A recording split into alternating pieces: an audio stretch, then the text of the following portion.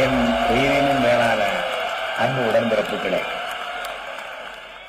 தந்தை பெரியார் வடித்த கொள்கையை, பேரறிஞர் அண்ணா வகுத்த பாதையை, என்னால் கட்டி காக்கப்பட்ட இனமான உரசத்தை ஓங்கி ஒலிக்கச் செய்து கம்பீரமாக கழகத்தை ஆட்சி பொறுப்பில் அமரச் செய்திருக்கும் தந்தை மு.க. ஸ்டாலின் அவர்களை எண்ணி எண்ணி என்னுடைய நெஞ்சம் பெருமிதம் கொள்கிறது.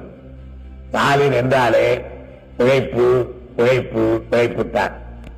கழக களப்பணியில் 55 ஆண்டுகளாய் அயராது உழைக்குபவர், திராவிட செம்மலாய், இந்தியாவின் முன்மாதிரி முதல்வராய், நல்லுலகம் போற்றும் நாயகராய் விளங்குகிறார்.